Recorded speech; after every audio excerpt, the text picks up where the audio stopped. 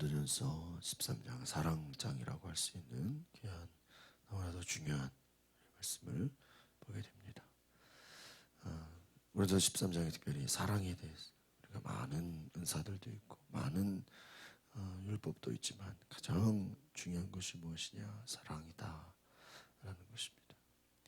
하나님의 사랑은 완전한 것이고 또 그 사랑을 아는 자는 그 사랑을 실천할 수밖에 없고 그 사랑을 알 수밖에 없는 것입니다. 온전한 사랑이 무엇인가? 요한일서에 보면은 사랑은 두려움을 내어 쫓는다 그랬어요. 사랑 안에 두려움이 없다 그랬어요. 진정한 사랑, 바로 하나님의 예수 그리스도의 그 십자가 사랑인 줄 믿습니다. 너희가 사랑을 알아라. 가장 위대한 은사, 가장 중요한 것이 무엇인가? 그것은 바로 사랑하는 것이다.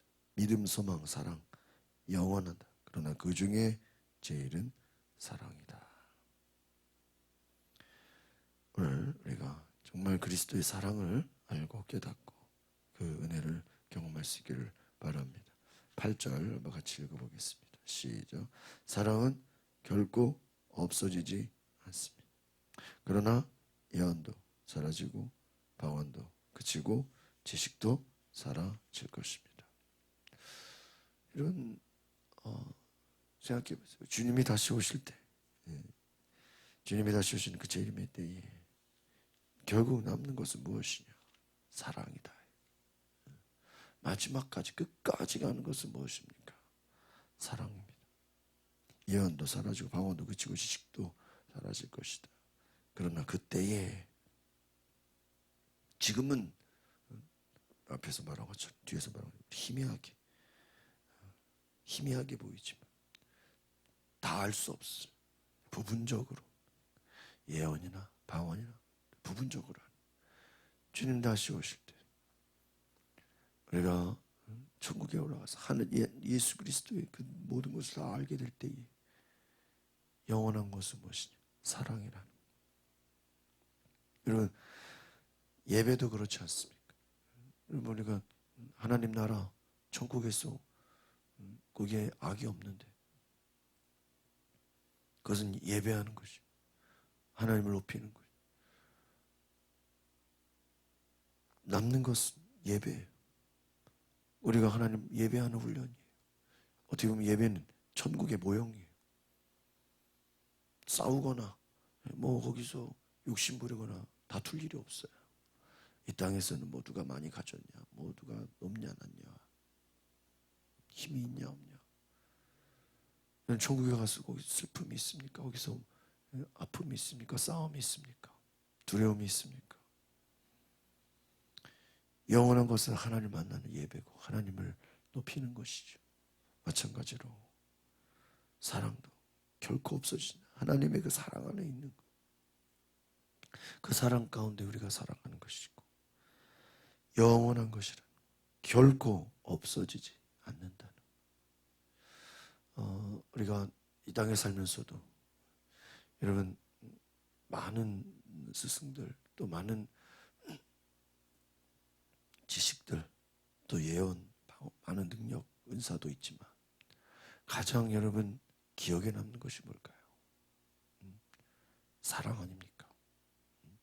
우리가 지금까지 하나님의 일을 하면서도 또 살아오면서도 여러분의 마음속에 가장 기억에 남는 것은 아마 사랑일 거예요. 그 어떤 사람을 생각할 때도 그 사랑이 우리 가운데 생각날 것입니다. 9절, 10절 같이 읽어보겠습니다. 시작. 우리는 부분적으로 알고 부분적으로 예언합니다. 그러나 완전한 것이 올 때는 부족인 것은 사라지게 된다. 여러분, 저는 이것을 보면서 어떤 율법 같은 것을 여러분 구약의 율법이 얼마나 많습니까? 무엇을 해라 하지 말아라. 그러나 완전한 것 누구예요? 예수 그리스도. 예수님이 오셨을 때 여러분 예수님을 앞두고 바리새인들 유대인들이 와서 가늠한 여인을 붙잡아 놓고 예수님이 어떻게 해야 됩니까? 그래서 율법에 돌로 치라 그랬는데, 그러면 치지 말라 그러면 율법을 어긴 게 되고, 치라 그러면 이 여인을 죽이는 게 되고. 예수님 뭐라 그러죠? 죄 없는 자가 돌로 치라.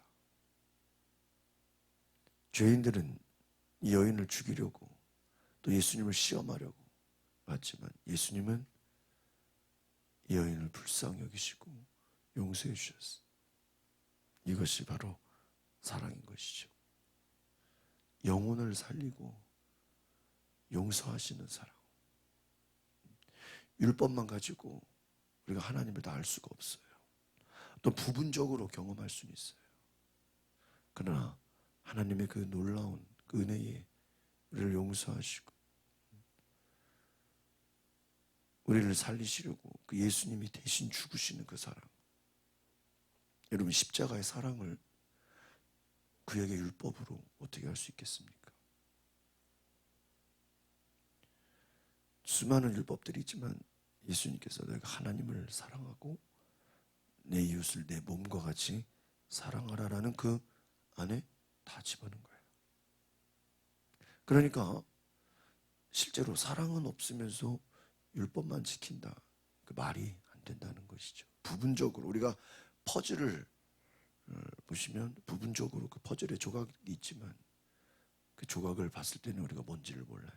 그러나 퍼즐이 다 맞춰졌을 때 전체 그림을 알 수 있는 것처럼 우리가 사랑이 없으면 부분적으로 하는, 교회 일도 마찬가지. 내가 맡은 직임이나 내가 섬기는 파트나 내가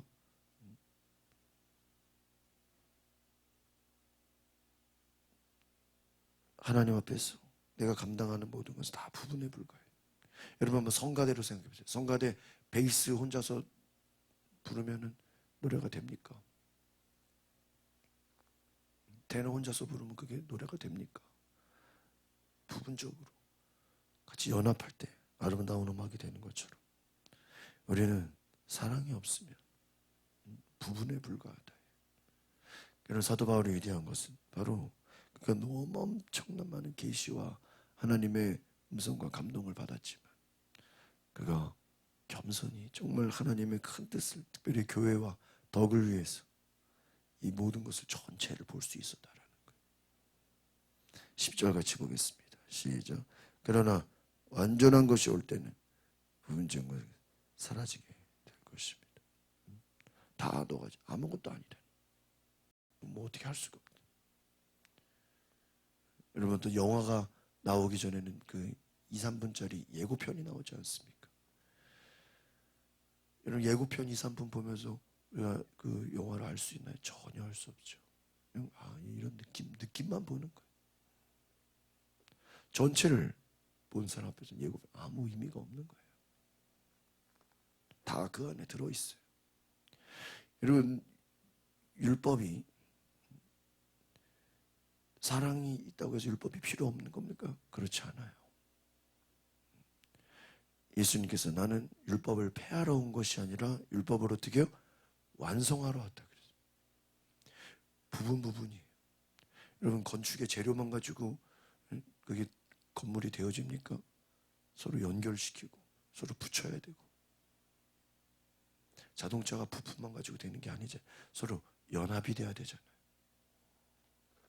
완전한 것이 올 때 그 예수 그리스도의 사랑, 그 주님의 임재, 그 주님의 재림 가운데는 다 부분적인 것. 이것은 사라진다, 이게 필요 없다는 얘기가 아니라 이것은 그렇게 중요하지 않다는 거예요. 숨겨진, 다 들어있다는 거예요. 11절 같이 보겠습니다. 시작.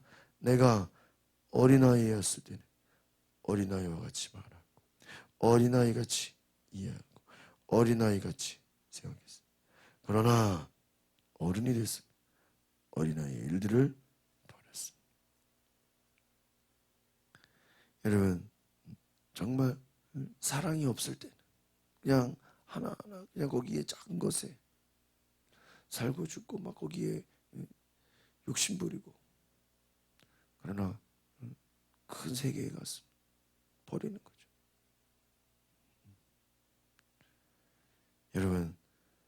어린아이 같은 모습이 뭐예요? 사랑이 없는 모습이에요. 자기 것 하나에 그냥 거기에 목숨 걸고 싸우고, 누가 높냐 누가 낮냐. 여러분, 예수님이 제자들이 서로 믿음이 없어서 얼마나 예수님께 책망을 받았습니다. 그들이 모이면 누가 높냐 누가 낮냐, 누가 더 사랑받냐. 어린아이 같은 모습으로 지내는 거예요. 어린아이 같을 때는 어린아이 같이 말하고, 어린아이 같이 이해하고, 어린아이 같이 생각해요. 성숙하지 못했다는 것이죠. 사랑이 없으면 그렇게 어린아이 같다는 거예요. 12절 말씀 같이 보겠습니다. 시작. 지금은 우리가 거울에 비추어 보듯 희미하게 보지만 그때에는 얼굴과 얼굴을 맞대어 볼 것입니다. 지금은 내가 부분적으로, 그때는 주께서 나를 아신 것 같이 내가 온전히 알게 될 것입니다. 여러분이 온전히 한다는 게 뭐예요? 사랑 가운데 들어가는 거예요. 여러분, 예수 그리스도의 그 십자가의 사랑 가운데, 여러분, 우리가 십자가의 예수님의 죽으심과 부활을 알지 못하고 그 앞에서 그 예수님이 증거하신 내용만 안다면, 그 기적과 이적만 안다면 어떻게 예수님을 다 알 수 있겠어요? 주님이 자신의 모든 것을 다해서 우리를 사랑하셔서 우리를 구원하신 것처럼, 정말 예수님이 다시 오실 때 그 주님을 알게 되면 온전한 모든 것을 다 알게, 다 이해하게 될 것이다. 부분적인 것에, 작은 것에 거기에 목숨 걸지 말라는 거예요.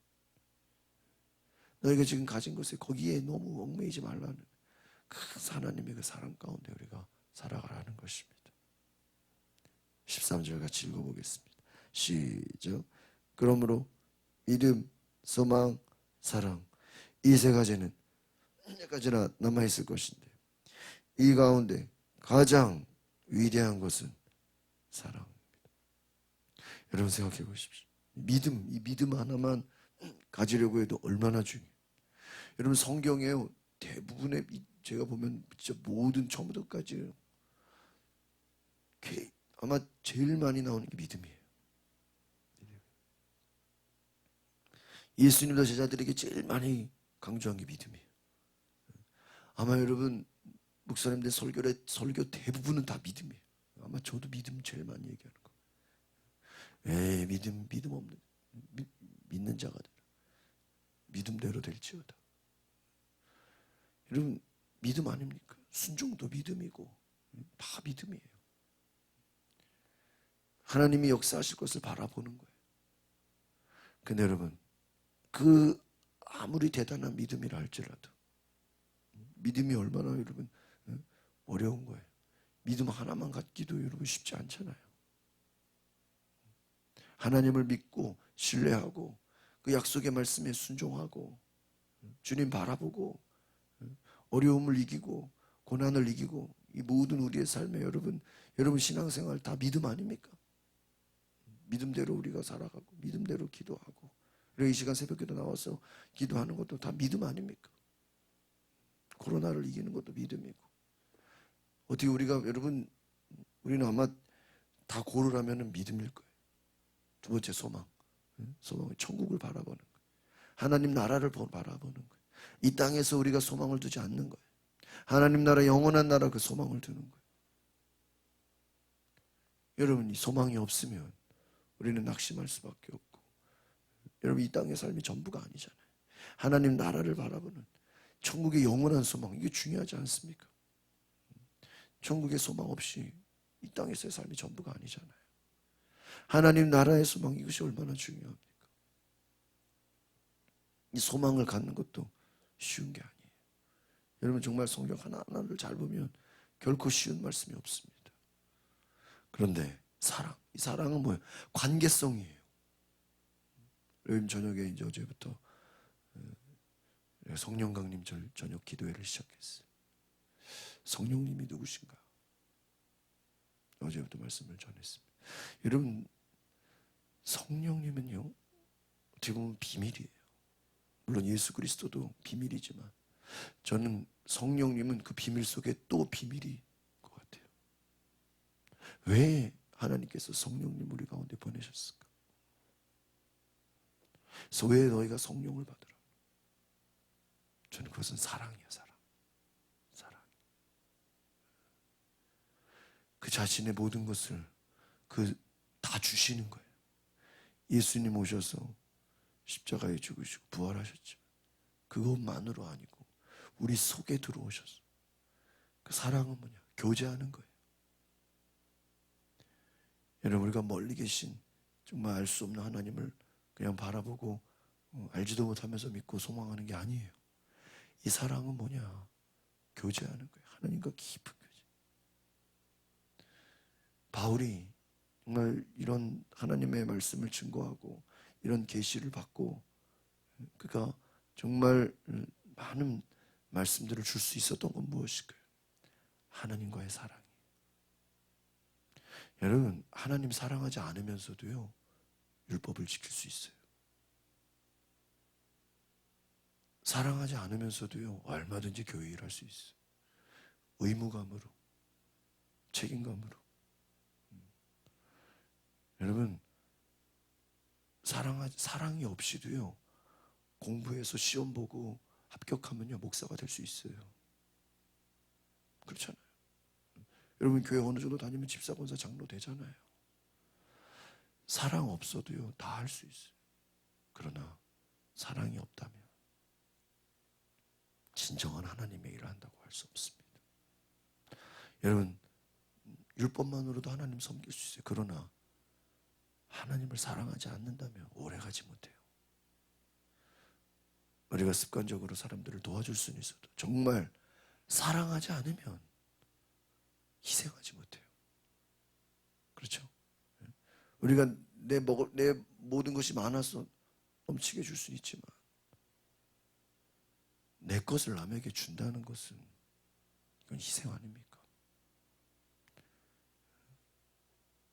사랑은 그보다 더 위대한, 나를 내려놓는 거예요.